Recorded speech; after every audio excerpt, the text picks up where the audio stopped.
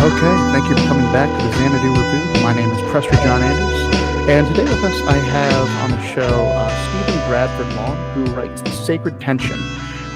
Stephen, I appreciate you coming on. I guess I want to start by saying, for my audience who's not aware of your work, you want to tell us a little bit about yourself, your writing, the kind of work you do, and the subjects you cover? Absolutely. Thank you for having me. Good to talk to you again. And you were just recently on one of my live streams, one of my crossword live streams with Lurpus Strike, and that was a ton of fun. Yeah, it Uh, was. yeah, so Sacred Tension is it I cover mental health, I cover men's issues, I cover religion, my experience, my own religious journey, which has been very convoluted and very complicated. And I like to say that I'm professionally curious. I'm not necessarily an expert on any subject, but what I try to do is embody professional curiosity and then write about what I find beautifully, be it men's issues, mental health, LGBT topics, and religion. And I also love the weird stuff. I love delving into uncharted or not often talked about subjects. So yeah, wide range of subjects that I cover. No, it's part of I had kind of seen you on the feed and read stuff here or there, but Lurpus Strike introduced me to you, and that's when we did the live stream together, and then I started delving into your stuff a little bit after that, and that's kind of when I found, interestingly enough, we have a very similar background in the sense that we're both pastors' kids, or PK as we call it in Yes. in the church world. Yep. So I guess that's kind of one of the things I want to get into because it's such a unique experience. But because it's one thing that, like, on one level, the United States, less so now, but it's a very religious country. But so the pastor's kid, there's going to be a good chunk of them. But at the same time, it's such a unique experience that whenever you meet another one, I don't know about you, for me in real life, oh, we got to talk shop. So that For having been sure. said, I'm curious about your religious journey because you've talked about going from being a pastor's kid to kind of rejecting it and going into the world of being a Satanist and then leaving that world. And now you're kind of, I'll let you describe it when we get to Yeah. that point, but that's a very interesting journey because again, it kind of mirrors mine just a little bit. I'd never directly got into Satanism. I flirted with some of the aesthetics. Let's put it that way. But yeah, I'd definitely be curious about that if you want to get into it. Yeah. So I was raised in a very weird setting where my mother was a pastor. She actually just recently retired from ministry. So she's been a pastor my whole life. And she always pastored a local congregation. And then my dad runs an international ministry and has also for my entire life. So, and then I was born in Taiwan on the mission field when my father was the president of a Bible college in Taiwan, in Taipei. So, and I have two older sisters, and I don't remember Taiwan. We came back to the States about a year after I was born, but I was raised in not only a Christian community and a local church community, but also a missionary community. And so I was raised in a very international setting. And so I was raised with a lot of Taiwanese customs, with many of our closest family friends are Taiwanese, Chinese, Japanese, and Korean. And so it was just and then of course all the other missionaries in this community were from all over the world, right? And so it was a very multicultural setting, plus being part of kind of my dad's very unique world where he is Reformed Presbyterian, but also like super charismatic, and he is an exorcist, a Protestant exorcist, and I went all over the world with him and witnessed some crazy shit there. And Yeah, so it was, and then I went to I went to a Christian high school. So I was in the belly of the beast. I was in, and I won't say who my parents are because they didn't sign up to be talked about their godless heathen son on a podcast. So I won't say their names, but yeah, it was a very unusual. It was a very unusual world, and I think that I would probably still be there if I didn't turn out to be gay. You know, if it was like the gay grain of sand in the oyster Mhm. kind of sent me in a different direction. And that little grain, which I started to notice that I was more attracted to other guys than to girls when I was like 14. And I think that set me on a course that undermined that eventually undermined my entire faith because it raised really challenging questions and challenges where a lot of my peers were able to just sail. I actually don't know if I would still be a Christian now or not if it weren't for that, but but being gay definitely didn't help. Is what I Mhm. will say. Yeah. It's interesting that you say that. I would say first of all, like, wow, you're like the pastor's kid, you know, if Yes, that makes sense. Yeah. I'm a pastor's kid squared. Like Uh-huh. I got all of the experiences being a pastor's kid, being a ministry kid, and being a missions kid. Mhm. I got the whole fucking thing. And do you mind saying like what denomination you were? So I was raised Presbyterian, and there's actually a really interesting conflict there because I was raised in the Peace USA, which is the Presbyterian Church of the United States of America, not to be confused with the PCA, Presbyterian Church of America, which is the conservative branch that split off from the Peace USA. So we were raised Peace USA, but the Peace USA is very progressive. And my parents were part of a conservative faction, and they were constantly at war with the greater denomination, with the local presbytery. And so I just grew up kind of in this religious political battlefield where my parents represented the conservative vanguard, where kind of while, trying to push against the more progressive the growing progressive movement in the mainline churches to accept gay marriage and gay clergy and whatnot. And then here I am, the gay son of these pastors, secretly gay son of these pastors. So yeah, we were raised Presbyterian, but then the wrinkle is that they were charismatic, and charismatic means practiced the gifts of the Holy Spirit, speaking in tongues, prophecy, laying on of hands, healing, emotional healing, but also physical healing, exorcism, casting out demons, all of the wild shit, like all of the crazy shit. Speaking in tongues and all that. Did Oh you yeah, do any of speaking in that? tongues. Mhm. Yeah, I was raised speaking in tongues. I Interesting. I was taught how to speak in tongues when I was very, very young, and I spoke into, and So, yeah, quick question for that, if you don't mind me breaking in. So, when you say you were taught speaking in tongues, because I feel like I definitely went because I didn't come from that tradition. I came from Church of Christ, or they very stubbornly called themselves non-denominational, but I think Church of Christ was like the main one.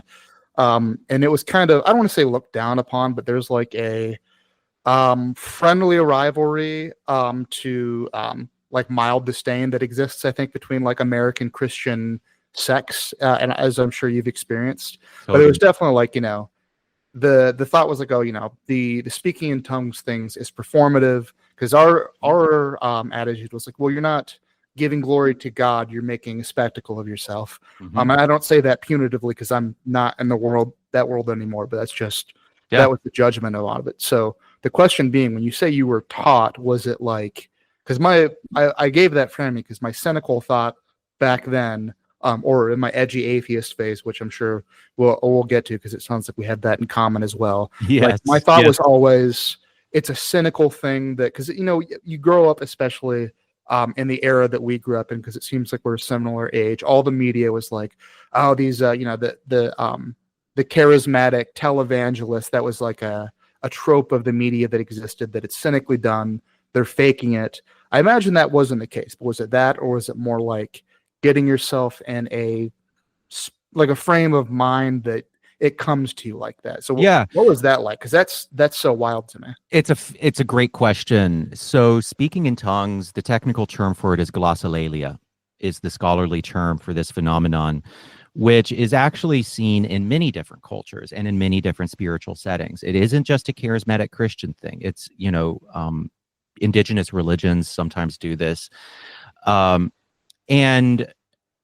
the experience of it is really extraordinary, where I would say it's an altered state of consciousness. I would say it's a form of meditation where it's almost like the language centers of your brain shut down. And and actually there have been fMRI studies of people's religious experiences. I'm forgetting the book, the book by the guy who founded neurotheology, which is the field that studies the brain when people are having mystical experiences. And essentially, if I remember correctly, and I might be wrong about this, but what they find is that people are actually what people are experiencing when they speak in tongues is actually what's happening in the brain. It's this feeling of the language, the language part of your brain shutting down. You no longer have control over your mouth. You no longer have control over the sounds you're making. And so you get into like a repetition with it. You enter this altered state of consciousness, and then you hit this tipping point where it just flows. And it's often accompanied by this feeling of like warmth, of electricity, and so that's the really powerful thing about it is, when people tell me they have wild religious experiences, I tend to believe them. And one of the reasons why is because of my past growing up in this very unusual setting, right? Where people often have very ready access to altered states of consciousness that are easily accessible by prayer, by fasting, by meditation, by mantra, very, very easily accessible. And then they get framed as these sacred encounters with the divine, when what I think is that it's just the human brain being awesome. It's just the human brain doing cool shit. And it's my experience as a kid in the charismatic world that has led me to my fascination with altered states of consciousness and mystical experiences, because they're real in the sense that they are real experiences happening in the brain. So yeah, that's how I would describe speaking in tongues. And, but so you commented some on the perception of speaking in tongues. The different groups approach it in different ways. So we don't have to get into the all the weeds of it, but more Pentecostal groups tend to see it. They see speaking in tongues as what's called the second blessing, which means it is the sign of the Holy Spirit having fallen upon you. The first blessing is the first blessing is what happens at salvation when you accept Christ as your Lord and Savior, and the Holy Spirit dwells within you. So there's the Spirit within, Holy Spirit within, Holy Spirit being the third person of the Trinity. But then there is, or the second person, I don't fucking remember anymore. But then there is the Holy Spirit upon, and that's what happened in the book of Acts at Pentecost, when the Holy Spirit fell upon the disciples in the book of Acts at Pentecost, and they spoke in strange tongues. And so what the Pentecostals did is they looked at that passage, and from their own experience, they decided, well, the sign of the second blessing of being baptized in the Holy Spirit, having the Holy Spirit fall upon you, is speaking in tongues. And what that did was it created a spiritual caste system where there are some people who were able to access that altered state of consciousness, that glossolalia, altered state of consciousness, and then there were others who weren't able to. And those people who weren't able to were relegated to a second class spiritually. And And so that's what happened in Pentecostal settings. There, and then there are also there's a lot of debate in these circles. And then the charismatic world rejected a lot of that and said, no, the speaking in tongues is just one of many gifts that comes when the Holy Spirit falls upon you, and it will result in many different gifts. It's almost like you're an X-Man and you have your own unique weird thing. Mhm. You have your own unique superpower. Maybe you are anointed by the Holy Spirit to be really good at church spreadsheets, or maybe you're really good at speaking in tongues or whatever the fuck, right? So yeah, I mean, we don't have to go super into the weeds, but No, yeah, this is maybe a little bit too inside baseball for yes, the this is people who. very, very But inside no, baseball. I think like it's something that I feel like a lot of people are going to find interesting, and Good. I guess just like a couple thing, well, because I feel like most people will find there's something exotic about it. Because I remember I Yeah. forget who I was reading, but somebody talked about, I think they were of like Jewish extraction. They talked about how they're fascinated with Mormons, for example, because it's Yeah. something that is both so familiar and so exotic. That's right. But so kind of on that note, one of the things that there's a whole bunch of different directions I would like to go with this, but right off the bat, it sounds like the experience that you had and I had as well is being in a church, and specifically being in that inner circle, being the pastor's kid. It's something that is both simultaneously um, very it's just such a wealth of community and belonging that can exist, and I say very operatively can exist, Yep. but also something that's very isolating because you are very set apart from the world as a community and you as an individual in the social family context that you live in. um so kind of to that end, when you talk, I've kind of you talked about getting into the Church of Satan, and I don't know how involved you are with like the LGBT community, more broadly speaking, but one of the things that I write about a lot is kind of the loss of community that we have in the modern world, and the different ways that people try to recapture it. And I'm curious for you, because I can give you my short rundown of kind of my experience with the church and spirituality, if you want. Yeah, please. Yeah, I'll do that in just a second, but I'll just as my question to you, and maybe I'll rattle that off as a framing device. Do you think, like, the if you had, say, your parents had been on the more liberal side of the church, do you think you would still be religious?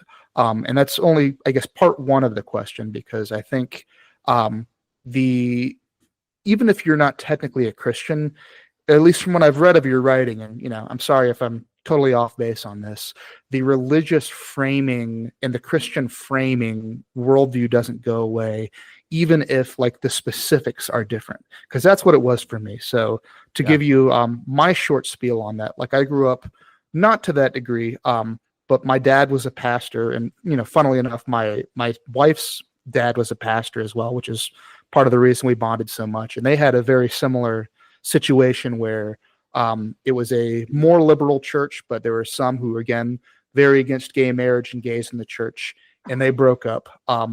And not to get too deep into it, but I've noticed that like her framing for the world, she's was like UCC, the Unitarians.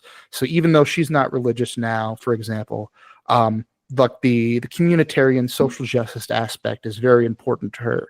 Whereas for me, it was Church of Christ, which it was very bare bones. Like I mentioned, like you don't want to, like, speaking in tongues was looked down upon because you're putting attention on yourself and not on God. Because like one of the major things, like even like my grandpa, who was not a pastor but very involved in the church, my great grandpa was. So I come from a long line of it.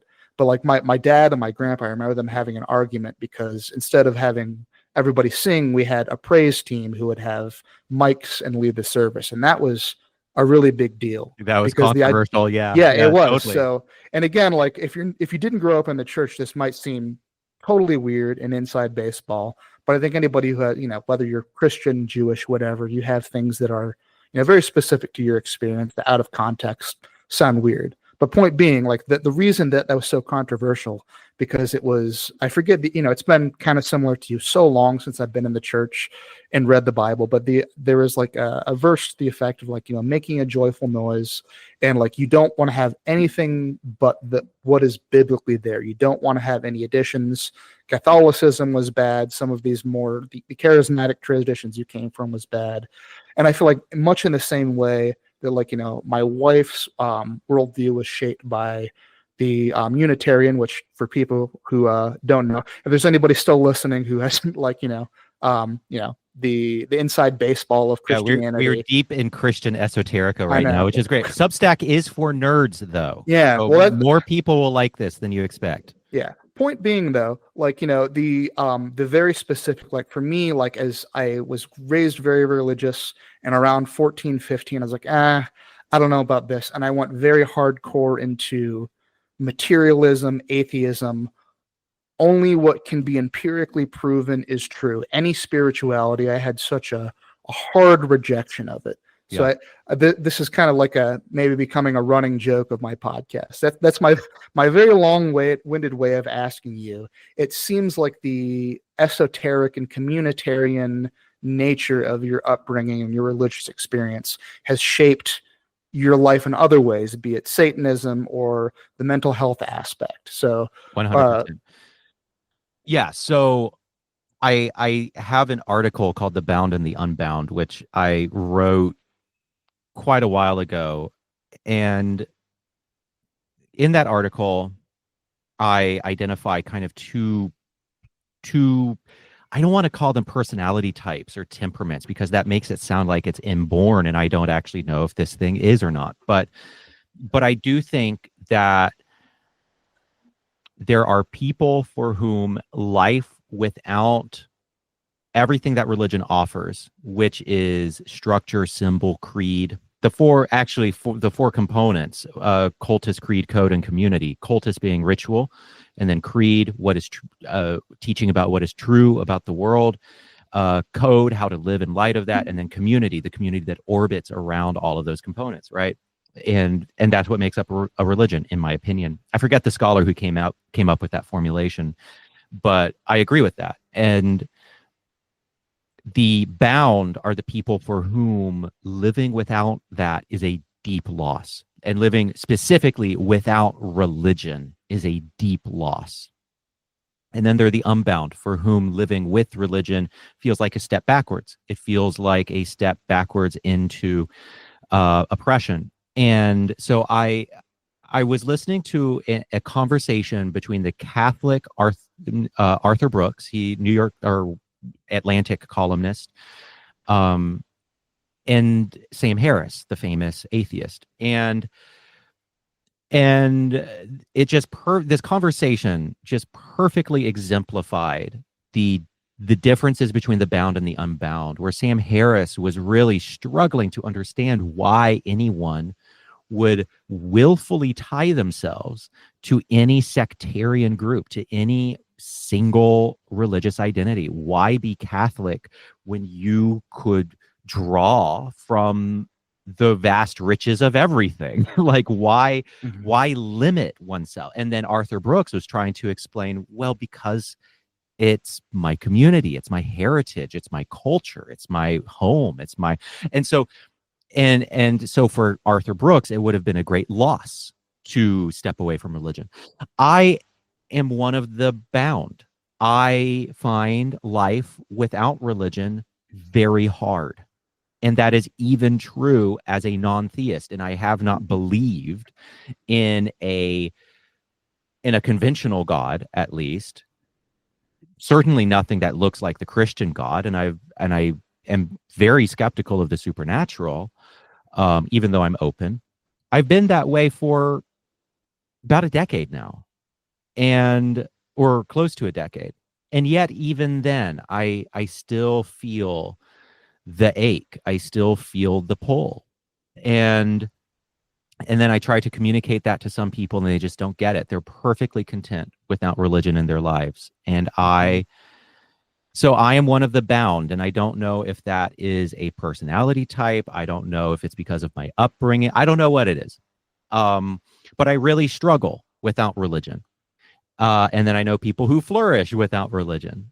And there Mhm. seems like a fundamental difference there. So, yeah.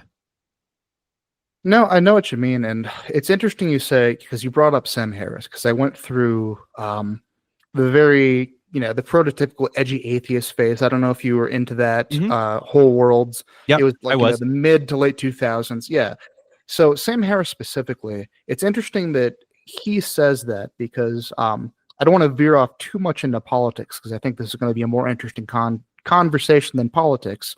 But that having been said, I would argue that in some ways, Sam Harris is a deeply religious man because there's the how do I want to put it? So there's the practice of science in the sense that the scientific method, trying to figure stuff out through empirical views, and then there's if you've heard the term scientism, where to me at least it seems, and this is my experience as well, science is a shorthand for religion or God. Like Or there's a or just yeah truth, or yeah just absolute truth. Yeah, yeah, and the much in whole the truth. same.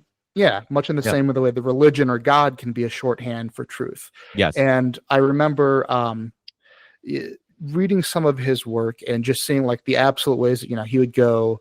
Sam Harris specifically would really go off on people who weren't religious, and there's that same framing of you're the in group, the out group, the apostates, the enlightened, and like just a total unwillingness to see the world outside of those framings. And this was me for a long time, and I'm a little bit more nuanced to it now, because this is another thing I want to get into. I think to me, like if you're talking about a religious experience, be it speaking in tongues or say a psychedelic experience, to me, if the experience is real to you, it's kind of an indistinguishable thing. That's maybe religion just gives a framing to something that's a little bit more primal. But in any case, when it was me for a while, and I had this coworker who was very much still in that world, nice guy, but like he, just anybody who he just had this knee jerk hatred of religious people. He would talk, oh, this new scientific discovery that happened, like, and we were like mid-level IT guys. Like, this is not something we worked in. This was not something that affected your life, but it is, it's a framing, and it's something I think that gives people meaning, especially people who used to be religious kind of will take on these new surrogate activities because there's an exercise I would do for a while where if you read news articles, it will say like, XYZ according to science, experts say ABC, and Mhm. I would substitute in, okay, instead of according to science, according to God, or according to experts, according to the priests. And if you read it in that sense, and I'm not, like an anti-science person now, but if you look at it in kind of like you said, in terms of an appeal to authority or an appeal to truth or like a social structure that exists, I feel that there's maybe a lot more people who are essentially religious in their framing than maybe they want to admit to themselves. Yeah, I mean, and the great irony about those types of articles is that they're almost always bad science Mhm. journalism, because science is always Mhm. approximate. Science isn't the Catholic Church. It doesn't have papal bulls. It doesn't have, it doesn't speak ex cathedra from the papal throne. Science is a process, and it is always only approximate at best, right? And so and then the great irony of articles like that is that it's almost always bad science journalism. It's Mhm. almost Or always, no sources cited. or no sources cited. Yeah, exactly. Mhm. So no, I mean, I think that's right. And I swung in the direction towards, like you, I swung towards materialism, philosophical materialism, not, like Madonna material girls, but philosophical materialism. Stuff is all there is. Material stuff is all there is. And that coincided with a lot of my time in the Satanic Temple. which is different from Church of Satan, by the way. Mhm. Those are two different organizations. LaVeyan versus theistic, I believe. Well, LaVeyan versus Temple. So LaVeyan is non-theistic. The Satanic Temple is also non-theistic. But they approach non-theistic Satanism in very, very different ways. So I was a materialist, and Satanism is very much a religion of the body. It's a religion of the carnal. But to me, atheism and Satanism, or rather, to me, atheism and religion was a false dichotomy. I always rejected the binary between atheism and religion. I think I've always had a more complex view of religion, even as I was and I liked the new atheists, but I was also skeptical of them. And so I've always had a bit more, I don't know, messy relationship or kind of a messy view, even as I was an atheist. But that eventually changed for me, where I no longer consider myself a materialist. I'm now just agnostic. It might very well be true that material stuff is all there is, but what actually pushed me in a different direction, and this is like the plot twist, was Sam Harris's meditation app, where I started meditating with Sam Harris. And it's almost like there are two Sam Harrises. I didn't mean to turn this into an episode about Sam Harris, but there's like there are two Sam Harrises. There's the atheist Sam Harris that everyone knows and hates, and then there's the Sam Harris who studied meditation with Dzogchen masters for a decade in Tibet when he was in his 20s, and he has and the Sam Harris who is open to like panpsychism and open to and teaches altered states of consciousness. And it's there are the two different, and so he is the one through his teaching, and then all the other teachers, like Joseph Goldstein and Richard Lang and all of these brilliant teachers on the Waking Up app, they're the ones who, practicing meditation and kind of coming face to face with the absolute wonder and mystery of of consciousness, that pushed me out of materialism, because I had not accounted for the mystery of consciousness in my formerly purely materialistic view. Now, as I said, it might be true that materialism accounts for consciousness, but coming face to face with my own consciousness and just how utterly mysterious it is, that really, and I had some mystical experiences in meditation Outside of the church? outside of the church Okay. with meditation that just totally pushed me out of materialism. And I was like, as a compromise, I am settling on agnosticism. I don't know what's true anymore, but I'm open, right? Mm-hmm. No, and that makes sense, and it's something.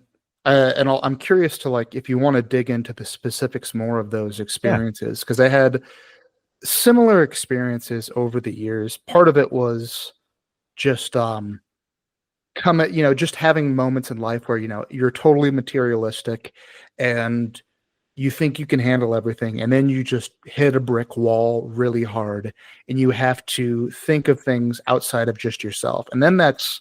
Because I've talked about this once or twice before on the podcast, and I wrote about it in an article about how I was basically living that life, very hedonistic, working myself to the bone, abusing alcohol, drugs, and I thought, I was having a heart attack at 30. It turned out to be a panic attack, and then I just kind of had to reframe my life because I remember being in the emergency room and thinking like, oh God, I'm going to die.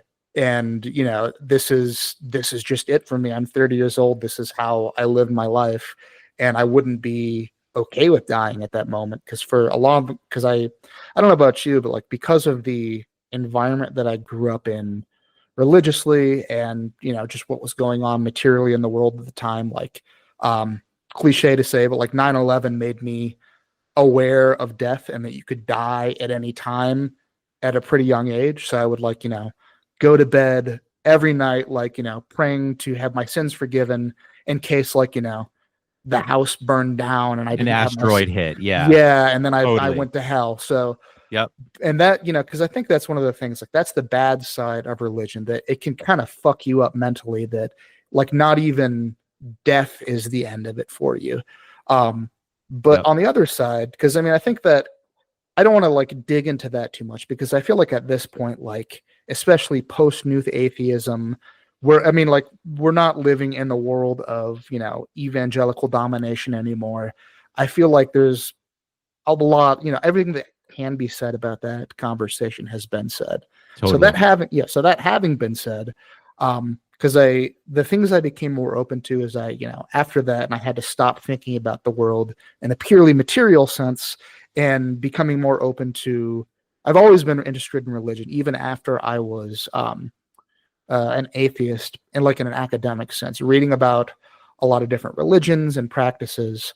And the conclusion I came to now, where I'm more agnostic, is I would agree with you, and especially like there's more and more science coming out saying that there is something unique about human consciousness. There's something that can't be explained through science. There's, if you've heard about like the near death experience, or something even as simple as the placebo effect, that, or what do you call it? Like, the way how particles will behave differently if they're observed. Like, there's things that like can't be explained, and maybe someday they will be able to. But for me, I think there is something that is fundamentally unique about consciousness. Yes. Um, and to that end, I think, be it, the speaking in tongues, or because I've also read about like because you talked about it, the idea of prayer as a form of meditation, and being in that same tradition of putting yourself in an altered state of consciousness, or in the modern new age context, psychedelic trips. Like, there's all these things that exist in ways that allow you to ritually interact with, either, if it's purely material, this part of the human brain that's not able to be accessed normally, or if you want to call it the spiritual world, or if it's some crossover thereof. And yes, you can measure a spiritual experience in an EKG machine. To me, that doesn't change it. So the older I get, the more open I get to the idea of spirituality as like a ritualized way of interacting with the unknown, and putting it in a way that culturally makes sense. Because when I was a teenager in early 20s, I would do psychedelics, and I would get something out of it in the moment. But as it wears off, like, if you don't have a cultural framing to make sense of it, Yeah. you just saw some pretty colors. So Yep. all that to say, like, what do you think the line is? Because we both obviously know the bad side of religion and how it can be judgmental, and if you're outside of what is deemed culturally acceptable, it can be isolating. But at the same time, this is something that gives people meaning, and we're in an era where I'm seeing more and more people returning to religion. And I think there's a lot of communities that will try to recreate these communities and rituals that exist. And I'll throw it back to you in a second, but I don't know what your experience was in the LGBT community, because I don't want to get too deep into it, but let's say I'm adjacent to that world, and I would see a lot of things that were basically like recreating ritual and community, like what is pride, but community and ritual. And of course, that can have its downsides too, and that can have its apostates. But where do you think if there is a way to like find a good middle ground between the totally material and the formless ethereal, if that makes any sense? Yeah. I have no idea. I mean, I truly don't. I mean, and maybe all of this is just kind of like, I don't know, kind of like democracy, like shitty, but works better than everything else. Like, maybe that's the Mhm. best that we can come up with spiritually with Mhm. this, is like find the thing that still sucks, but Less work sucky. but less sucky Mhm. than the other things. And I don't know. I think I accepted a long time ago that there is no perfect balance. There's just no such thing. And there's every reaction is an overreaction. And in every attempt at balance will get something wrong because we're human, right? And so the best that I can do is just try to find something that hopefully works for me and hopefully benefits the people closest to me and hopefully benefits my community and hopefully benefits the world, right? There's Mhm. hopefully, that's the dream, is to find some kind of religious or spiritual or what have you, or philosophy of life that doesn't just benefit you, but those closest to you, your community, and the world. And so for me, I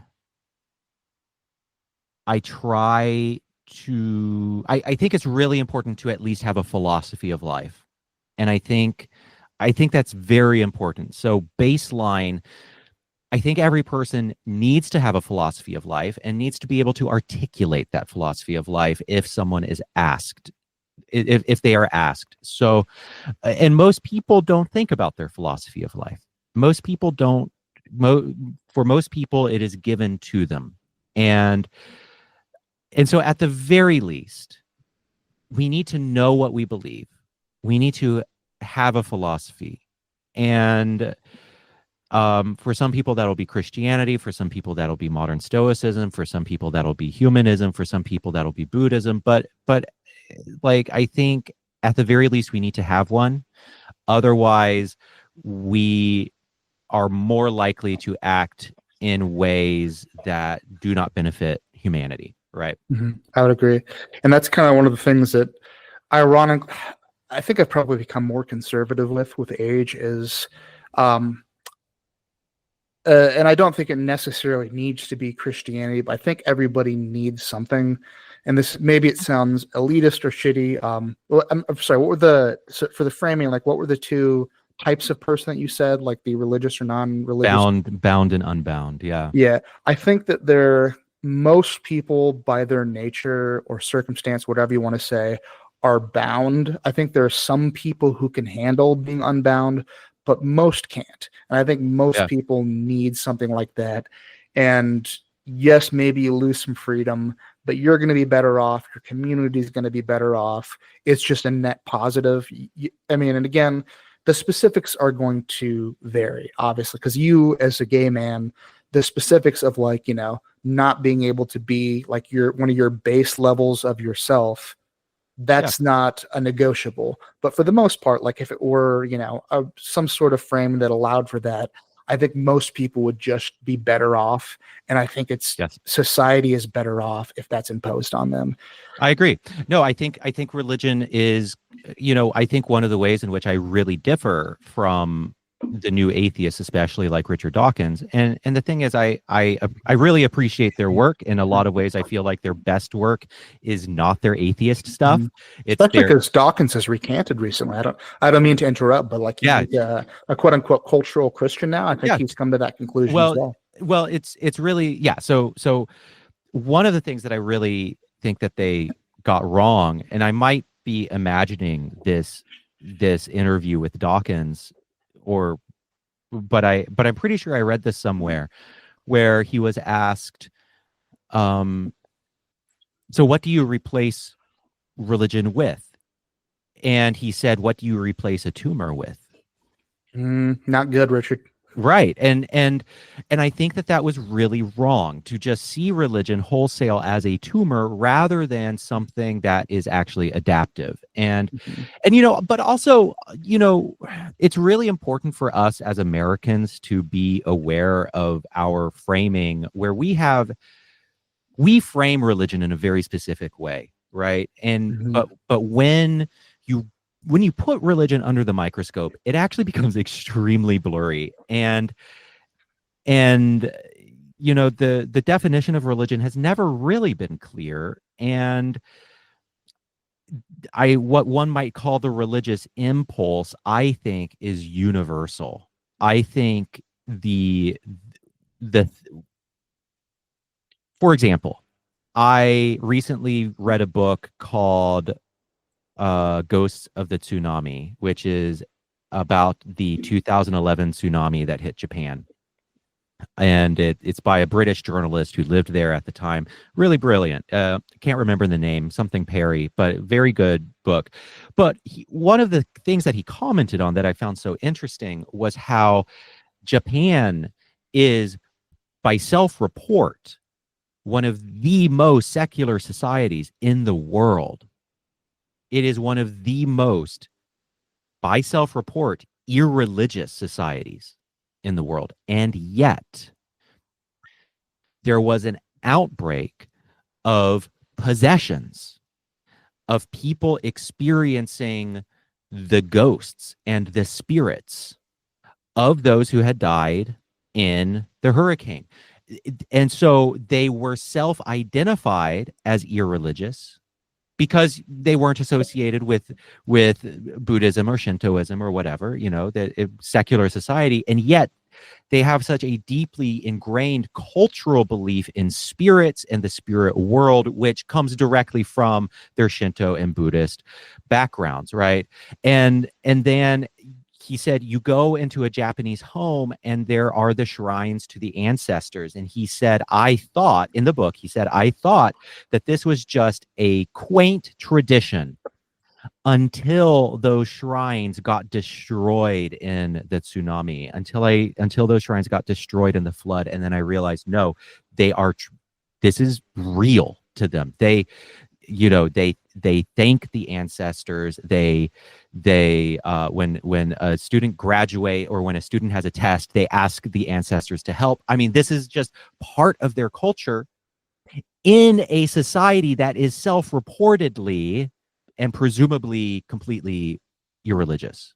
And so I think what that goes to show, and then there was this outbreak of exorcisms where a Shinto priest and Buddhist priests would go into these communities to do exorcisms to cast out the ghosts, the hungry ghosts of those who had died in the flood. So and one of my favorite hobbies is to find religions or find what I like to call proto-religions in the weirdest fucking places. Because when you take away the Western evangelical notion of what a religion is or what spirituality is. So what to us is a religion? Well, it has political power, it has money, it has a location, and it has a book.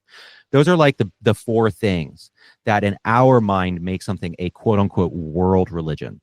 All of the world religions, those top tier, Buddhism, Christianity, Judaism, Hinduism, Islam. What do they have? They have books, they have political power, they have money, and they have temples of some shape, of some form. Okay. But when you take a step back and realize actually there are many ways to be a religion, then the landscape opens. And so you go into fandom communities and you see groups like the Snape Wives, where the Snape Wives are my favorite. They were a small religious sect in the early 2000s where Jedi as a religion was another one. Yeah, Jediism. There are the Shifters. The Shifters are really, really interesting, where came out in 2020, where they believe that they can shift into alternate dimensions, mentally, psychically, into other realms in which the fandoms are real, in which these worlds, be it Doctor Who or Harry Potter or whatever the case may be, where these are real worlds. And so what we see is there's always an exchange between pop culture and religion. Right? There's something called the Exorcist effect, which is when the Exorcist movie came out, suddenly exorcism was very real for the world, and it was actually kind of readopted by the church when it had actually been fading into irrelevance. And so the boundaries between culture and what we call religion, what we would recognize as religious belief, is very porous. And I kind of just think that temples are like mold. It's like the spores for mold is just in the air. And then you put out a sourdough or you put out dough and you just let it grow, and suddenly you have sourdough because the spores for the natural yeast, the wild yeast, is just in the air. And in a lot of ways, I feel like religion is the same way, where it will just, that religious instinct, it will just find its roots. It will grab, it will latch on, and it will flourish in sometimes the craziest place. One of my favorites is, I wrote an article that hasn't been published because it is way too X-rated, about um subcultures of people who masturbate together, totally secular, totally like pornographic subculture. But there were these pockets of it where they were starting to turn it into a mystical act self-consciously. And lo and behold, suddenly you started to get the equivalent of like fertility cults and phallic cults on the internet in these pornographic settings in a way that was just super bizarre and interesting. And I think that just goes to show these religious impulses to create religions or proto-religions or spirituality in some way. It's ubiquitous. It will flourish anywhere. Yeah, absolutely. Well, I mean, a couple of things that strike me is I think that the religious impulse is something that is always going to exist. And when you talked about, like, Japan post tsunami and them becoming, like, more religious again, I don't know. I also wonder, like, if they didn't self-report as religious, because it feels like that's more of a Western concept than Yeah, the totally. Japanese And it perception of it. is. And it is a But Western concept. yeah, Yeah, totally. but point being, either that or like your weird masturbation cult. I don't know if you ever read into somebody like Aleister Crowley when you're in your Oh, yes, Satanism phase. absolutely. Yeah, it's not that far off from like what Aleister Crowley was doing, which Yes. again makes me think. I think that there are these, and again, I don't know if it is a psychological trope that exists that is from evolution, that certain images and experiences trigger something in us because that's how we were evolved. If there is a more mystical or religious aspect, but there are certain tropes that you will see in symbols that Over and if over and over again. in almost Yeah. all cultures. There was Yes. somebody I had on, um, a guy named Carlos, who runs the Europos YouTube channel. The way he put it to me that I thought was interesting is he's a deeply Catholic man, but he also is like, I acknowledge these are things that exist. And there are some, he obviously believes in the Christian God who you can, in his view, you could interact with directly. Whereas there are other things that are intermediaries or, demons, spirits, what have you, that exist. And it's another way to communicate with this world, to communicate with the divine. But, obviously, like, some of it is very dark and has very, Yeah. bad aspects to it.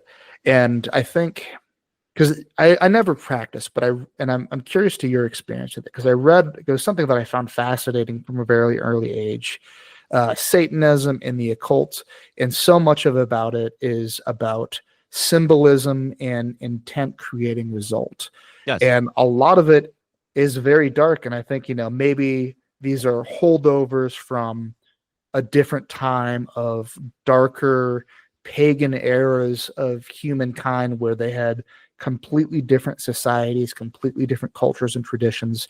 And there are things that like are genuinely dark and weird, because I've known people who are like they were like edgy atheist into like performative Satanism. They would do a Ouija board, and they do more and more and more. And I've known more than one person personally was like, oh, I went too far. I saw something that I wasn't supposed to. And then it And flips. Yeah. yeah.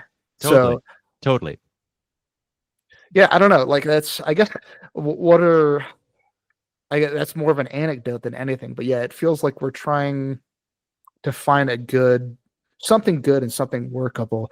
But there are like very dark things that do exist either in the human psyche or in the ethereal world that exists. And maybe that is the value of religion, because I've once heard the quote that, the tradition is, and this is very materialist, but traditionalism and the major religions, like you mentioned, Christianity, Islam, Buddhism, Judaism, etc., these are like, the tradition is the collective troubleshooting of 1,000 years of the human race, of what to avoid for things that are bad and are going to hurt you, and what to, the path to stay on. And obviously it's not going to work for everybody, but it's going to be mostly good for most people. But maybe outside of that particular cultural context, then, it starts to lose power.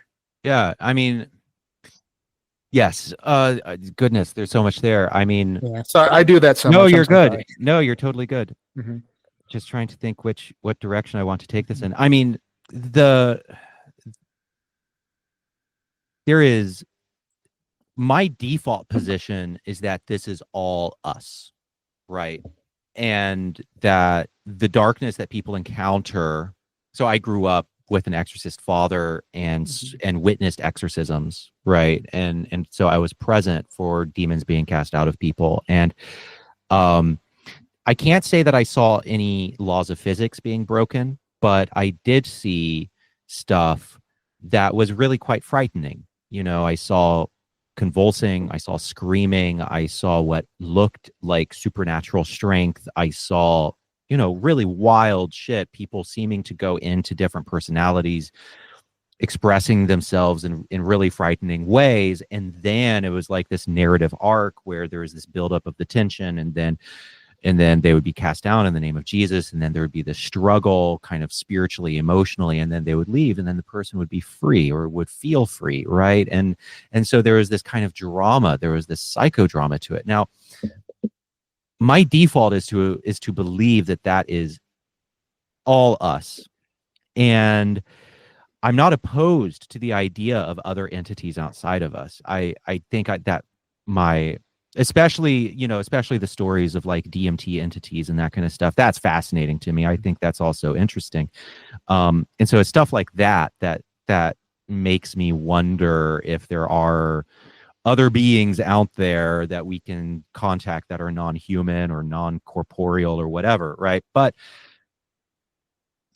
I tend to assume that it is us, and that for whatever reason, experiences of the demonic, experiences of spirit possession, which are common throughout human history, cross-culturally, they happen in pretty much most civilizations, most cultures, and they are framed in different ways. And there is also such a thing as good spirit possession of the Holy Spirit, right? Speaking in tongues, that's a form of spirit possession.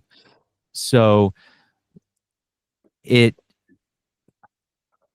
assume that is us, and I also assume that it has some advantage, that it's there for some reason, to maybe as a psychodrama, as a way to release pain and anguish. Maybe it's the mind personifying its own anguish as another entity and then expelling it. I don't know. But that tends to be my default. And then I don't immediately resort to the supernatural is real. I'm still pretty skeptical about the supernatural, but I consider myself radically open. I mean, the universe is full of a ton of wiggity shit. Like, who the fuck knows? Right. Yeah. And that's because it's interesting you say that, because to me, like, my agnostic position that I've come to is like, it's not an important distinction at the end of the day, because I think the way that, and again, I don't know how much, and again, like, I could be better educated, right? But I think the way that when you talk about cultural framing, that's a couple things I wanted to dig into, because you mentioned the movie The Exorcist. Like, is there any, and there it was a very, like, because film is a visual medium, and there are very specific things that go along with it, and then that kind of affected the based on what you're talking about, the way that people experienced That's right. demon possession and exorcisms. So to me, it's almost not an important distinction, because if you're going to think of human consciousness as divinity experiencing itself, what have you, or the framing, I because the other thing I wanted to talk to you about, because you write about a lot, is mental health. Yeah. And because for so much of, like, in my materialist side, and I still mostly believe this, but I'm more open to framing it in a different way. I'd be like, oh, well, these people talked about demonic possession in medieval times. They were just schizophrenic. And I'm sure that happens sometimes. But also, you talked about this is a way for somebody to maybe process trauma, or something that's going on in their life. And the example that I always think of is when psychology first started really becoming a thing, and, like, I think it was like the mid to late 1800s. There was this epidemic of schizophrenia specifically.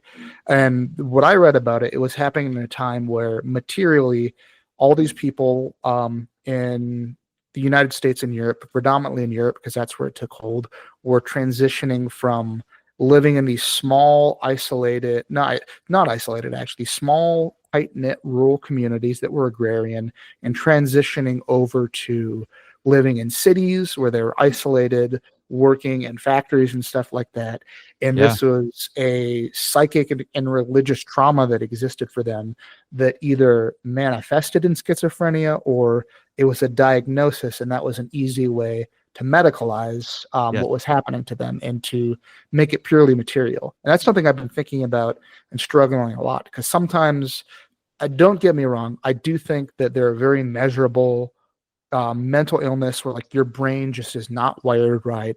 But I do think a lot of things that we talk about as mental illness today is just like medicalization of poor socialization, or medicalization of loneliness, Yes. or being traumatized in ways that, like, you can't take a pill to cure the base, the root problem. Whereas, like, if your brain is just fucked up and not working right in a way that can't be fixed with, like, cognitive therapy, like, schizophrenia, for example, that's something that you can take a pill and you're getting the right synapses firing.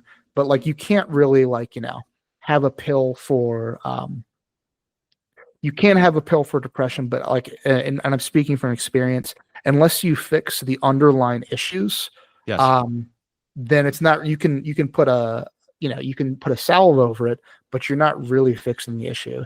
And to me, like, that's both the good and the bad of psychology and mental health, that I feel like a lot of the times it medicalizes normal human emotions. And sometimes that's good, because I know, and if you want to speak to this, I know you said you're bipolar, sometimes it needs to happen. But at the same time, I wonder, like, if somebody lived in a different situation, would that be better for them? Absolutely. No, I mean, I'm right there with you on all of this, and I really struggle with it. I really do. I think that the way I think of bipolar in particular, so I have bipolar 2 with psychotic features, and that's what I've been diagnosed with. And the way I like to think of it is, we have a name for this pattern that the mind presents. It's a sine wave. It's like, as you go through your life, you demonstrate certain behavioral and psychological and emotional patterns, and all together they make a specific pattern, and we have a name for that specific pattern. We call it bipolar. Now, why that pattern is there is extremely complicated. And bipolar in particular is one of the more hereditary conditions. So it is extremely hereditary, but that doesn't mean that we have a bipolar gene. Of course not. It's a complex mess of genes interacting with environment, and interacting with circumstance, and upbringing, and temperament, and all of this shit coming together. And so much of it is voodoo, right? And that's what's really hard about about mental illness and talking about mental illness and writing about it, there's also, I genuinely worry about the over medicalization of it. And I say that as someone who has benefited enormously from the medicalization, knowing that so the benefit of medicalization is that we're actually not a long way into psychology. Psychology is so fucking new, but we're further along than we were in the 50s, right? Or in the 70s. And the benefit of getting a diagnosis that works is that it unlocks access to a gigantic body of research for how to live well for that specific condition, and from mountains of research. So for example, we know if someone is diagnosed with bipolar versus generalized depression, and they often get confused, many people who get diagnosed with depression eventually get diagnosed with bipolar, because it's easy to miss the highs of bipolar and just notice the lows. But the problem there is that bipolar actually responds very poorly to antidepressants. So bipolar can often get worse with antidepressants, and what you need is an antipsychotic or an anticonvulsant or something that is specifically targeting the bipolar instead of the depression. Now, and so if your brain has the bipolar pattern versus just the depression pattern, not knowing that can actually result statistically in quite a bit of harm if you take an antidepressant instead of an anticonvulsant. So getting a diagnosis, because we have this vast body of research, can be beneficial because it unlocks this whole world of research on how to be well. And that really matters. And it has mattered massively for me, where I now know that all it takes is like 2 nights of bad sleep to kick off a hypomanic episode that could last for a month. That's all it takes. I mean, it can, I know that one of the most important things for bipolar is consistent rhythms. Eat at the same time, wake up at the same time, go to bed at the same time, work at the same time. And it's Almost like a religion. almost like a religion. Yeah, exactly. You have things ritualized. It's almost like I'm a monastic. I actually wrote an article called Bipolar Monasticism about this. I'll have to read that. Yeah, I'll send it to you. Yeah, so and then likewise for someone who is autistic, someone who has OCD, I have ADHD. That's how it is for me. My life goes to shit if I am on my pattern. I have medication. The jury's out about how helpful that is in and of itself. I think what I've talked about with my psychologist is what's really helpful about the ADHD medication for me. More than anything, it makes it easier for me to create the rhythm you're talking about and keep that. Exactly. Yeah. And so on the one hand, there's a benefit to the voodoo. There's a benefit to noticing patterns and saying, here's what we know works for this pattern. And that has saved my life. On the other hand, it's really important for us to not reify these things as more than they are. They are not identities. They are not, my biggest complaint is they aren't cool. They aren't oh my God. fun. They aren't, a trendy little identity you can have. Yeah. Well, the comparison I made was actually with true crime. I worry about, I love true crime. I'm a big fan, but I worry about true crime in the same way I worry about mental health discourse online, where, with true crime online, it's almost like we want to have our cake and eat it too. Our friend, the default friend, what's her name? I can't remember her name. Catherine D. Brilliant journalist. She's written about the true crime online world, but so everyone should go look at that. But it's almost like the true crime world wants to have their cake and eat it too. Netflix will release. It's almost pornographic. Yeah, it's almost pornographic, but it also, it's pornographic, but in many ways it wants to talk about evil without talking about evil. So, for example, Netflix will release documentary after documentary after documentary about serial killers, about Bundy, while not really addressing the fact that he would decapitate women and fuck their corpses, right? And so it's like, if we want to talk about evil, we need to confront it. And the same is true with mental illness. If we want to acknowledge it, then we need to acknowledge the cost of it. Well, if I could just break in there for a second, just totally. building on that. There was the Jeffrey Dahmer show on Netflix a couple years back. I don't know if you saw that. I know it was Ryan Murphy, wasn't it? Ryan Murphy who did it? Yeah, he's the American Horror Story guy. And my wife and my sister were watching it together. Since my sister was living with us at the time, and on a base level, like to ever so mildly dox myself, I grew up in Milwaukee, which is where Jeffrey Dahmer did his thing, and the show takes place. And I have I think 2 or 3 degrees of separation from Jeffrey Dahmer, because my best friend growing up, his grandma was friends with Jeffrey Dahmer's grandma and knew Jeffrey Dahmer. Yeah. So to me, it just hits a little bit too close to home, and it felt a little bit distasteful. But I'd come out to get a drink of water or something, and I'd see scenes of and again, it is borderline pornographic the way that the killing is shown.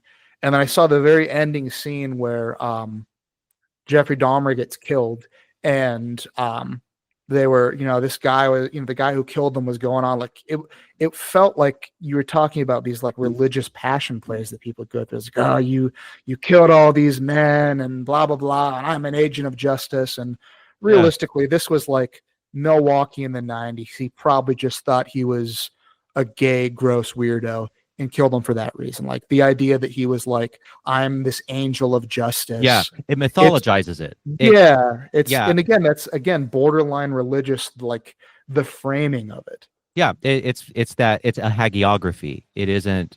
Yeah, totally. I mean, oh goodness, what was I just about to say? There's something right about true crime, right on the tip of. Well, it was about Jeffrey Dahmer in particular, but the fetishization of dealing with evil without dealing with evil. So, I mean, and to be clear, I am totally okay with profoundly fucked up media. I am a horror person. Horror is my first love. I don't have a problem with going to the very dark places. And I don't have a problem either with writing and talking about mental illness. I just think that we should do so beautifully, responsibly, ethically. I think that we need to take it seriously. And I get so frustrated with mental health discourse for a number of reasons. One is, I worry about this every time I hit publish on an article about whether I am just, whether I am helping people or not. Hold on, my cat is banging on the door. Let problem. Let her in. Every time. Come on. I was hoping that she would eventually lose interest and stop, but she's been very persistent, so I just let her in. Cats often are. Yes. Where was I? Publishing articles and feeling sense of responsibility. I mean, I feel an enormous responsibility, especially when it comes to when I write about stuff like suicide, self-injury, bipolar, because this stuff is extremely sticky, right? And there's a romance to it. There is a romance to it that is so powerful. And I never know truly if I'm walking that balance, if I'm walking that tightrope of, is this indulgent? Is this too much? Is this oversharing? Is this, I never know. And there's especially since there's a lot of discourse about how much sharing is appropriate online, because I do think that when we are overly blasé about mental suffering, that can have a negative consequence Mhm. in the world. So yeah, I hold on. There's another cat. Just to say, they're all banging on the door now.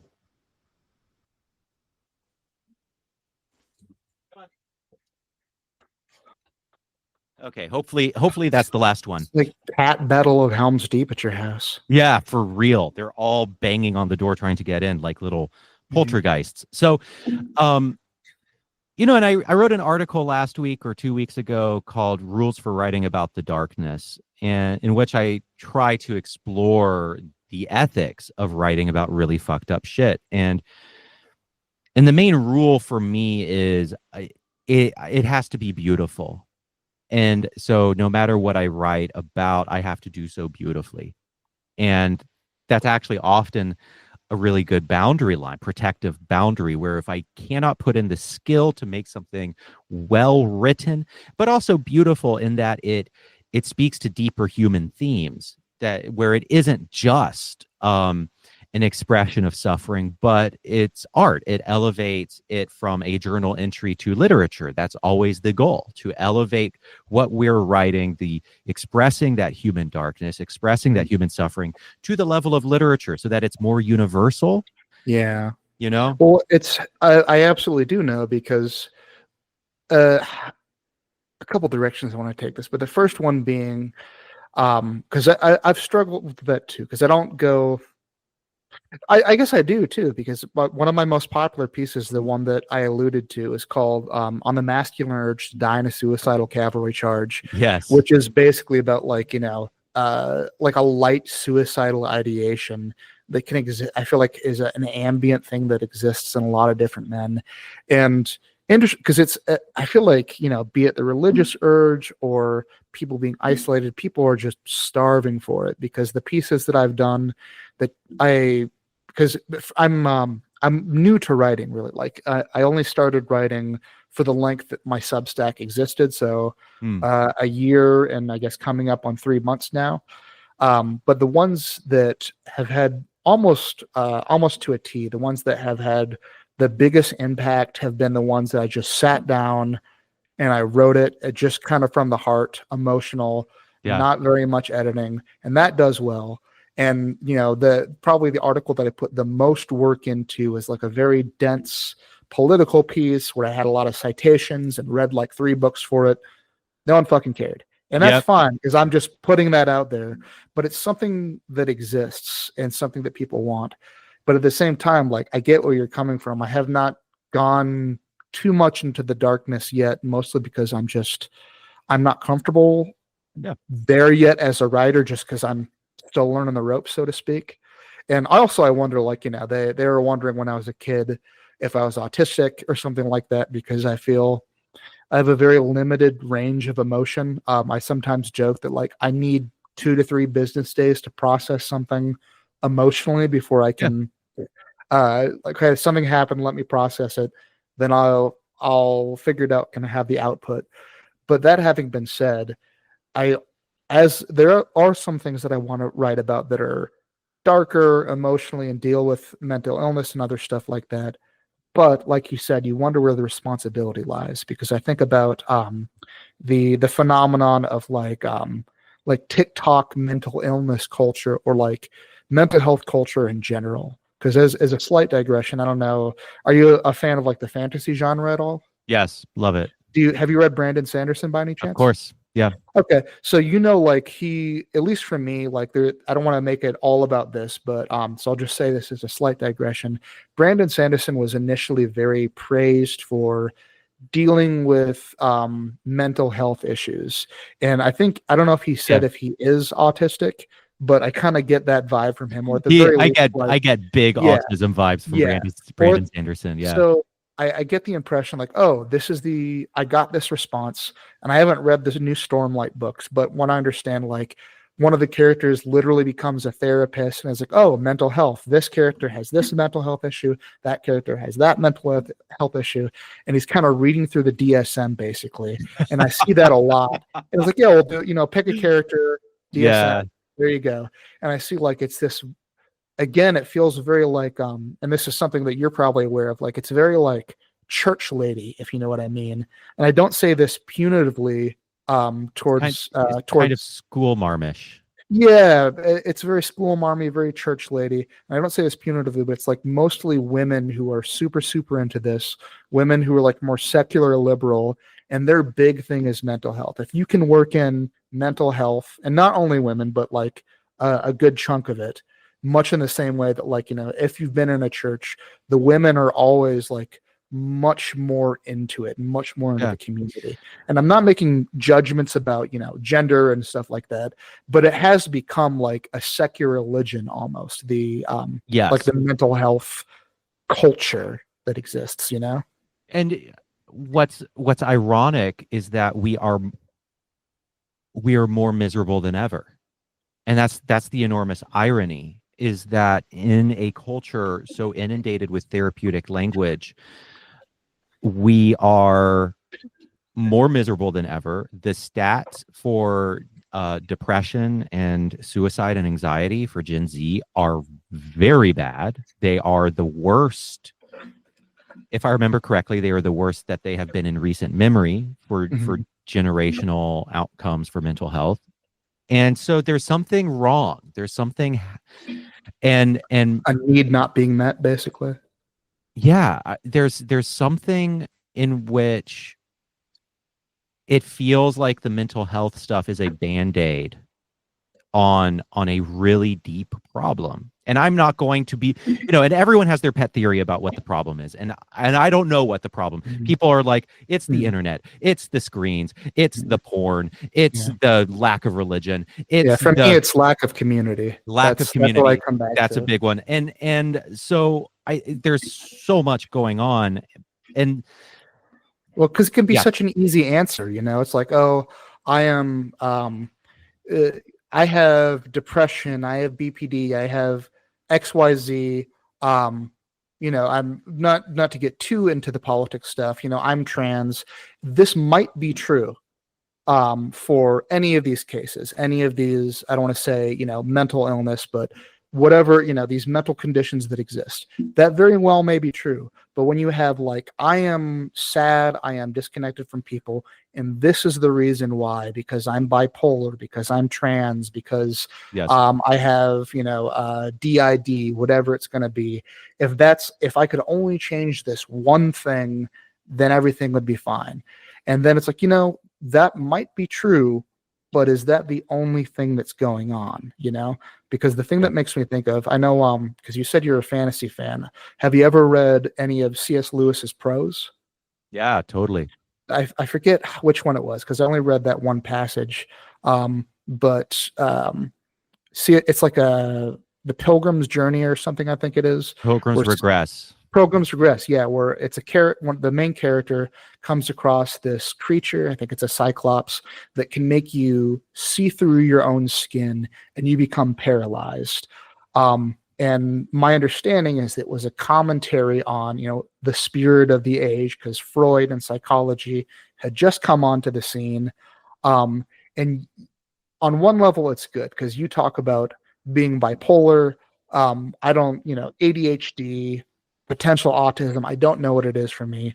It's a good framing device, but also at the same time, it can be too much where if you are Yep. suddenly aware of every twitch of muscle fiber that's going on, that can be, because again, the other power, it'll totally immobilize you and you're not able to act. So sometimes that's what it feels like. Maybe this is the case, whatever mental condition that could exist. I guess neurodivergent is the term, right? Mm-hmm. That could be a part of it, or there could be other things going on as well, and it can be just so paralyzing to see just literally the nuts and bolts of your emotions and your experiences in like this hyper medicalized way that you're not really seeing the full picture of your experience, if that makes Yeah. sense. I mean, I would say that there's always something going on, because the way these things work is, so I mean, just thinking of bipolar, very, or OCD. So OCD can often get an OCD is an absolute goddamn fucking nightmare. It is a horror movie. I can imagine. I would not wish OCD on my worst enemy. It is the worst, but it tends to arise during periods of instability in someone's life. And so someone now sometimes it will just emerge from the substrate like a jack in the box for no goddamn reason, right? That Or a is demon possession, if you will. or a demon possession, exactly. And actually, demon possession is my favorite metaphor for OCD because it truly feels like you are being possessed. And but very often it is connected to stress. It is connected to instability, to a feeling of lack of support. And so, and this is something that I notice in myself. So I was deeply tied to religious community, and then in 2020, at the very end of 2023, literally lost my entire religious community overnight and many And very that was close the friends. Satanism thing. Yeah, so that was my satanic community um for political blasphemies and indiscretions that I had made. And and for the rest of the year. And I'm sorry, I didn't mean to laugh. It was just well, we've talked about. I just want to, for the listeners who haven't heard the live stream, I know the context behind that, but I'm Yes, just laughing. The irony of like being excommunicated from Satanism for political blasphemies when like that. At least if you're growing up in the, like the other context, like that it's supposed to be the liberation thing. I yeah, was it's not the laughing at witches. your pants. Yeah, I No, no, no, was. no.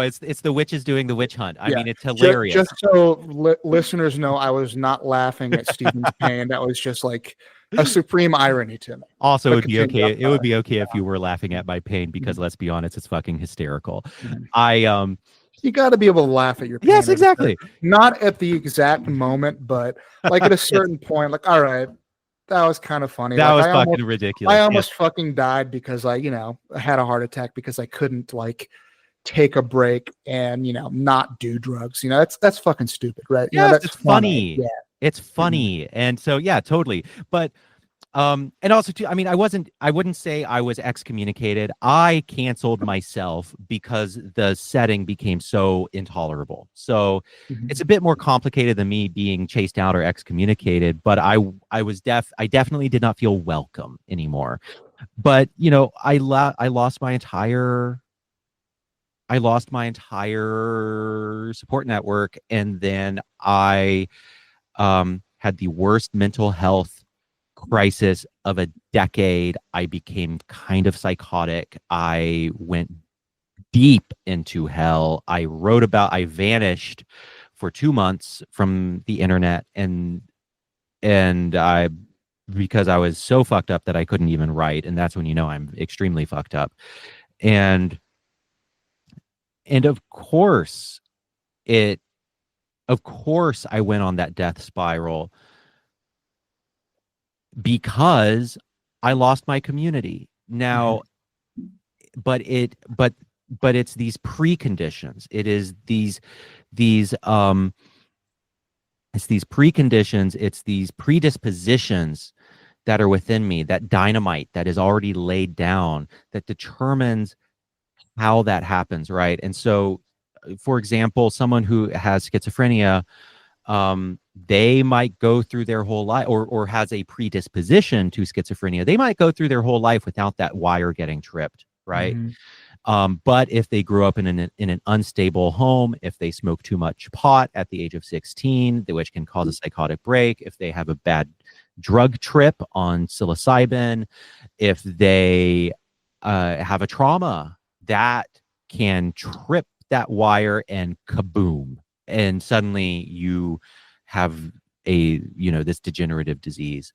And um and so it there's always something else. Maybe not always, but many times there's always something else. People are lonely, people are afraid, people are isolated, people are all of these things. And those the way I like to say it is um having good community, having good social support, having good habits is protective, but not Mhm. necessarily always curative from what Mhm. I experience. Well, that's They, kind of what I was getting at with and I say this as somebody who's not religious, but the to me the objective upside of religion is even like kind of one of the jokes is like even when pizza is bad, it's still pizza, yeah, like and totally. even when a religious community is bad, it's still a community. And Yeah, obviously, like I said, asterisks, asterisks, asterisks for like your case or similar ones, obviously that's not going to work. But if say your church allowed gays or something like that, you at least have that to fall back on, because that's what I keep coming back to for me personally. Because in my personal life right now, I've been kind of like pulling back on Substack just because I'm going through a difficult time in my life where I just got laid off from my job, and like I cannot deal with not being in control. But the thing that was good about it, you always, talk about the silver linings. I have a good community. I have good friends. I have good family. I've had multiple people reach out to me, even former coworkers. And like, if I didn't have that, I'd be in a really bad place. Like, yeah, it's not great. It's not, especially right now with the way the world's going.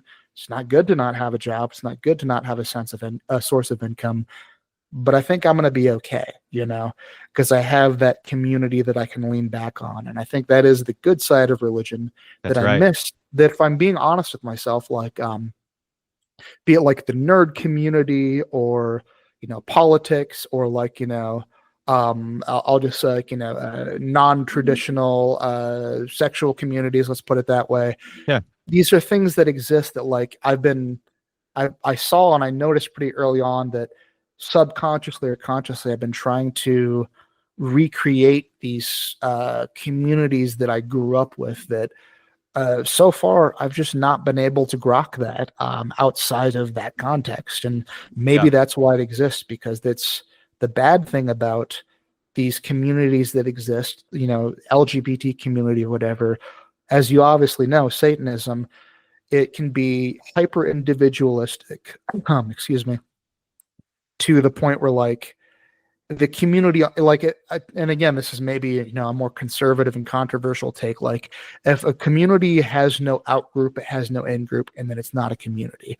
Like, you have to have rules and boundaries. yeah. You have to have a border.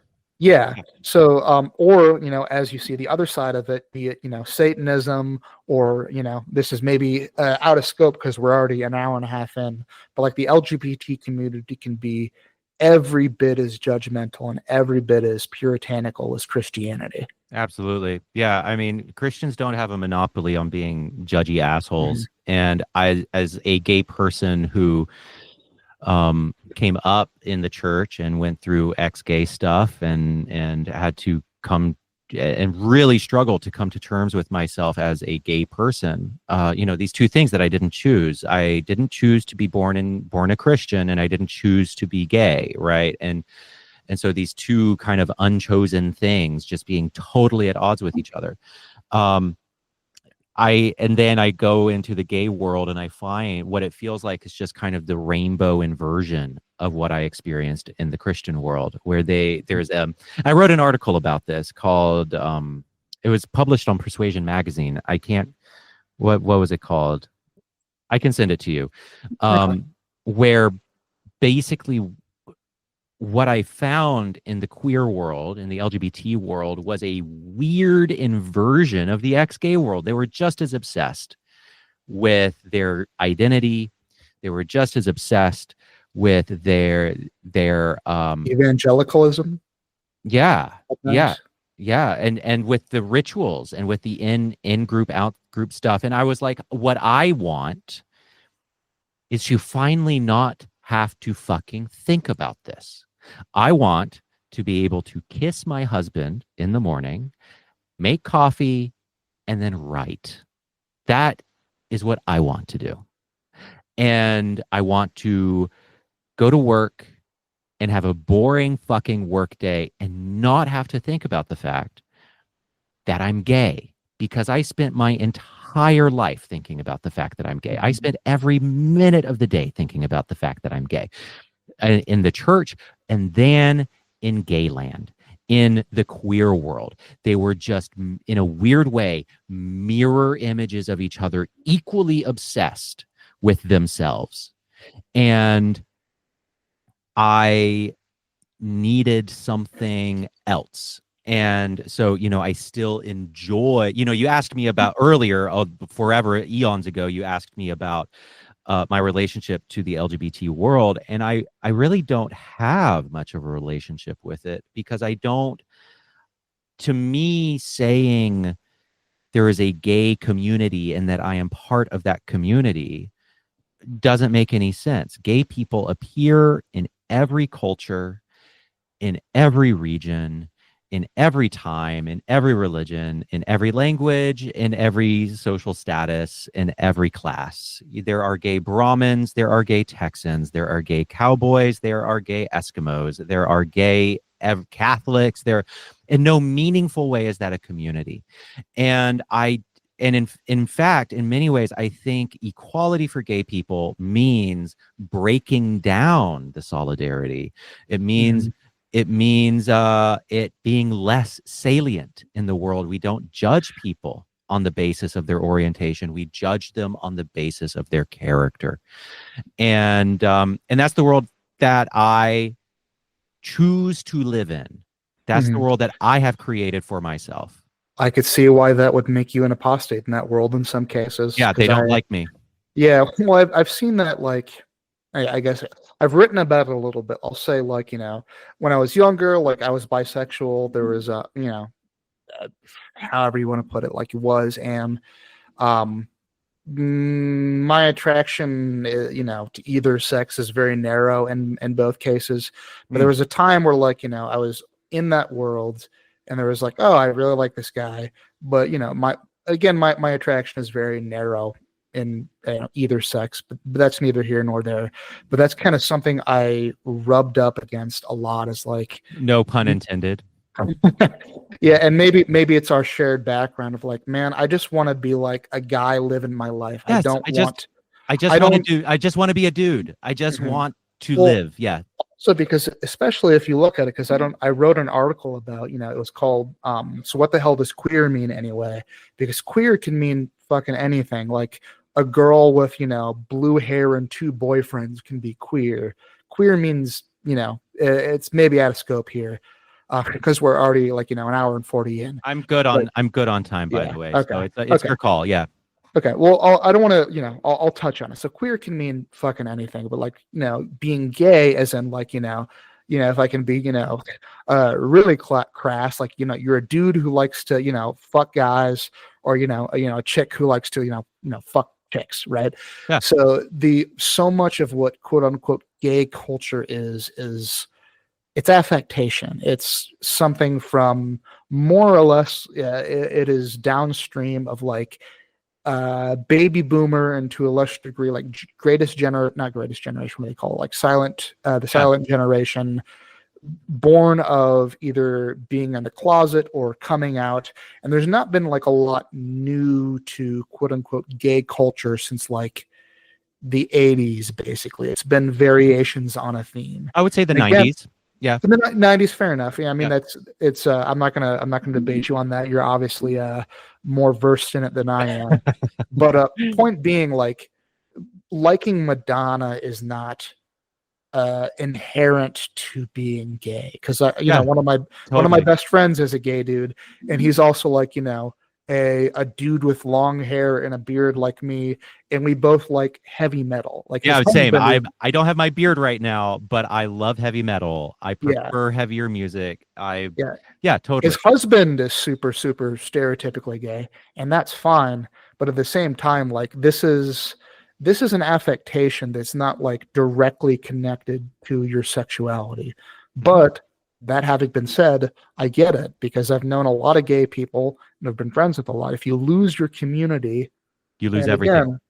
Again, and especially be it homosexuality or not, any non-traditional sexuality in general. Not everybody, but a huge fucking portion of them grew up religious, at least in the ones who get involved in the community because they're looking for that, Yeah. like, but if you lose everything, if, it sounds like this has been you to a degree. If you lose everything and you come from a very strong community, you're willing to latch on to a completely different cultural affectation. Yes. I knew a guy like that who was like this kind of like redneck dude from Wisconsin who, like, he was like a buttoned up kind of rednecky guy. He came out as gay, and, like, a couple of weeks later he was talking like this, and it's like, dude, you weren't holding totally. that back. You're putting on a different affectation. What's so interesting is I was kind of the opposite, where Mm-hmm. I would say growing up, I was very naturally effeminate. And the research does show that boys who are much more effeminate prefer dresses, um like princesses, like stereotypically girly things, right? Sissy boys, to use an outdated and derogatory term, but I think everyone knows what I mean. I was a sissy boy, right? And the majority of I don't know if it's the majority, a very high percentage of little boys who are that way turn out to be gay. Now, sometimes they turn out to be straight, but not stereotypically so, and that's beautiful. That's awesome. But there is a correlation there, and I was one of those guys who was very I was just a very effeminate kid, and I would say I was an athlete in high school. I wouldn't say that I was, but I was definitely a twink. I was definitely artsy. I was a theater kid, and I would say I was more feminine, even though I've always had kind of this more aggressive masculine edge to me. And I've actually, like, trained myself to, like, butch myself up. And my joke is that the only way that I can play as straight is if I don't move and don't talk. Like, if I just stand there, there's no one has ever mistaken me for a straight man, right? But yeah, I sometimes joke that, like, gay people always think when I was in those worlds, like, gay people thought I was straight and straight people thought I was gay because I was a very feminine child. Like, if Kinsey scale, whatever you want to talk about, it's like, 80, 90 straight, like 10, 20 gay, but like I mostly just I was a very effeminate, very very emotional, but, like, with my affectations as a kid was like, I would have I'd play with my sister's Barbies and my GI Joes, and they would date. So that's yes, maybe love that's that.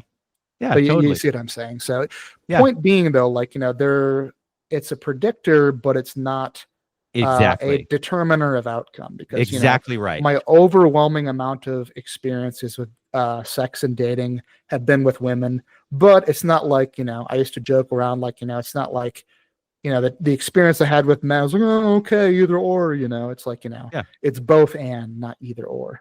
Yeah, for sure. And and none of this is to say that I know that I sound like a curmudgeon, like a separatist from the gay world. I'm really not. I benefit from the best of gay cultures. I just want people to recognize that it's gay communities and not gay community. There is no gay community. People talk about gay community as if we're all in fucking Zoom together on Tuesday night, being presided over by Ian McKellen and Boy George, like, coming up with the points of the gay agenda there, right? Because I remember there was a comedian I remember listening to once. It's not a one-to-one. He's a black comedian. He's like, I'm Earth, Wind, and Fire black. I'm not, hip hop black. It's like, you could be Ian McKellen gay and not again, fuck, I'm basically like the prototypical 30-year-old boomer. I don't know modern cultural references. If it's after 2012, I stopped paying attention, but Well, and actually, here's a way to put it that I think I'm articulating for the first time. The way I feel about the gay community and gay people, of course I love gay art. Oscar Wilde is my favorite writer. I love John Waters. I have been kind of cultivated in the gay world in a lot of ways. But here's the thing. I don't go out of my way to find fellowship with other gay people. Have you ever heard that there's that like trope of like men riding women, like Ashley boobed boobily down the stairs, you don't gaily down the stairs as you go to your Yeah, gay exactly. husband and make your gay coffee. Yeah, exactly. None of that. I don't, and I don't seek people out purely on the basis of the fact that they're gay. I do not care. When I'm Did looking for you friendship, well, when I'm looking for friendship, I'm Mhm, looking for a friend. I'm not looking for someone who is gay. And I think that that's mhm, actually a big difference between me and a lot of other queer people. mhm. A lot of people I know, they go out of their way. I acknowledge my roots in a lot of gay culture. I benefited from it. I still enjoy a lot of it, but I don't go out of my way to be among other gay people. I don't go out of my way to find gay friends. I don't go out of my way. Because I that isn't necessarily something I think being gay is one of the least interesting things about me. And I then tend to see the same thing about other people, right? Sure. No, and that makes sense. I wonder if that's a personality type or a background type, or a background thing, because I feel very similarly. Where like it's not a sexuality thing, but I get that a lot. Where despite the fact that I write and can talk to people on a podcast, and again, I wonder if that's maybe similar to the background of pastor dad. If you grow up in that Yeah. charismatic tradition, you can have a conversation with anybody. Yeah. But I have people think I'm aloof or rude or mean a lot because like for me it's I like to joke, like, to me most people to me are like pineapple on pizza. I don't hate pineapple on pizza. I'm not gonna like complain about it and be over dramatic like some people are, but I would never order it for myself if it was just me. And I go between like I would literally die for you and I could never see you again in my life and feel nothing. And it doesn't mean I hate you, doesn't mean I Hmm. dislike you, but Yeah. you're not in my inner circle. So Yeah. when I find somebody who I can really connect with, like, okay, I'll do anything for you. But if we're not cool like that, then I'm not going to Yeah. you know Totally. mhm, And when I'm making relationships, gay or straight is not a valuable marker to me in the way it seems to be for a lot of my fellow gay people. And so as a result, many of my closest friends, best friends are straight married people, and I do have some meaningful gay relationships and I value them. But I value them on the basis of the people that they are, the individuals that they are. mhm. And I think that's the way it should be. I think we need to treat people on the basis of their character and on the basis of their integrity and individuality. I am just very much like a basic normie classical liberal in that way. Yeah, I would agree. I mean, that's Yeah. kind of at the end of the day, that's what is important to me, and that's why. Yeah. Because, and again, maybe it's you and I's shared background on that, where um, when you grow up in the church, especially if, and again, I don't know the size of your church, it sounds like it was different, but I sometimes feel like the fact that I grew up in the church, it made me able to empathize and relate to just about anybody without actually feeling it, just because Yeah. like I don't know if, and again, maybe this is too personal, but like at least for me, like I became aware from a very young age about concepts like rape or domestic abuse, because we would be, and that's again part of the reason, like even the height of my atheist phase, I couldn't completely shit on the church because I would see like, my dad or the church, this would be a place for people who are dealing with these things or extreme poverty to come and find refuge. That's right. Um, yeah, and I could, I can find common ground with just about anybody. And I grew up in a very diverse area, and I can find common ground with pretty much anybody. But At the very least, like I'm not going to disqualify somebody for their sexuality, their race, etc. Yeah. But I'm not necessarily going to be best friends either. Like, but the people who I like, something I've said recently, like my favorite type of person is somebody with whom I'm not always on the same page, but we're always in the same book. And Yes. we can Totally. we can always be in the same book no matter where you're from, but even if we're not on the same page. I'm going to steal that phrase from you, actually. Yeah, I'll go quote ahead. you. I'll quote you. I will cite you, of course. But no, I love that.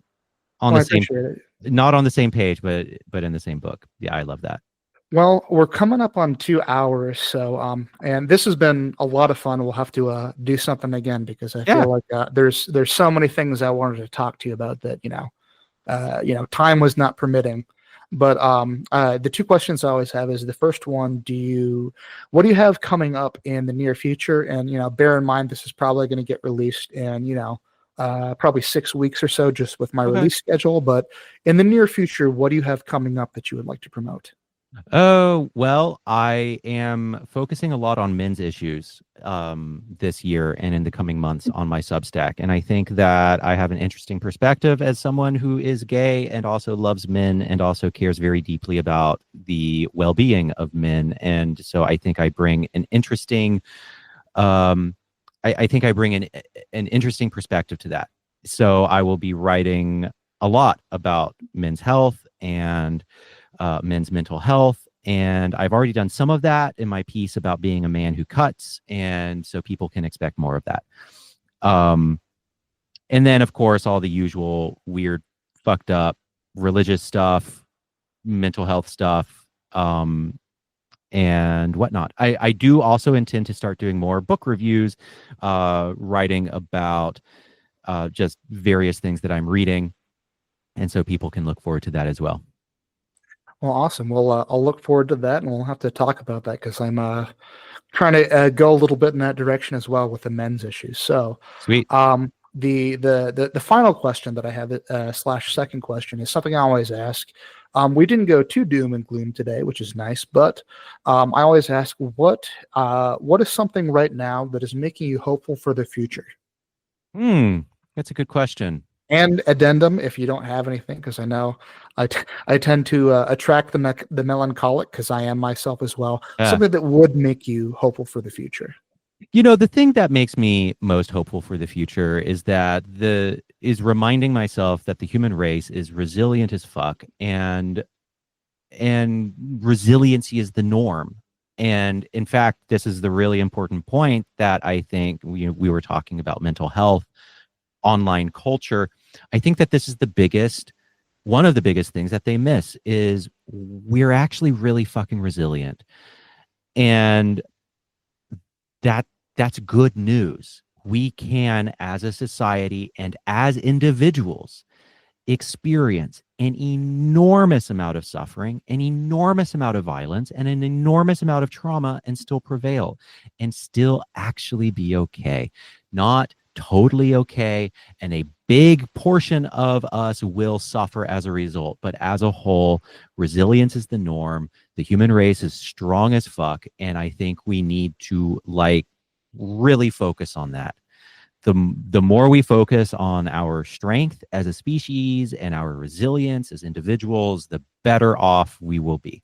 And so that is what I continually remind myself of is like the human race got through fucking World War II. Like the human race has gotten through so many worse things than what we're going through now. So yeah, we can do it because we're tough as fuck. We are indeed. Well, that's Stephen. I appreciate you coming on. We'll do this again sometime. And that was a beautiful note to end it on. Perfect. Yeah, literally anytime. I'm always happy to talk. Okay, thank you much. We have a good one.